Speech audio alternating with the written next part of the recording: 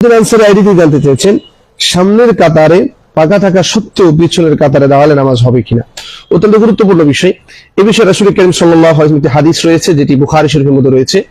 এক সাহাবী রাসূল সাল্লাল্লাহু আলাইহি ওয়াসাল্লাম সালাতের মধ্যে রুকুতে চলে গিয়েছে, অনেক দ্রুত এসে সামনে কাতারে ফাঁকা থাকা সত্ত্বেও পিছনে দাঁড়িয়ে গিয়েছে, দাঁড়িয়ে রুকুতে গিয়ে শরীক হয়েছে।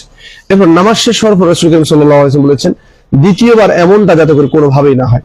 সামনে কাতার ফাঁকা থাকা অবস্থা আমি এক কাতার না পাইলো, আমাকে সামনের কাতারে গিয়ে শরীক থাকতে হবে। হ্যাঁ, সামনের কাতার যদি একেবারে পরিপূর্ণ হয়ে যায় তখন আমি পিছনের কাতারে দাঁড়াবো।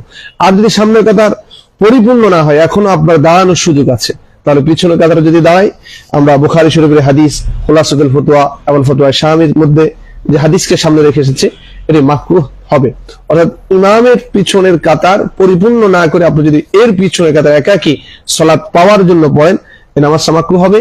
এজন্য আমরা এই ধরনের মাসআলা থেকে বেরিয়ে আসার, এই ধরনের ভুল ভ্রান্তি থেকে বেরিয়ে আসার সেই চেষ্টা করবো ইনশাআল্লাহ।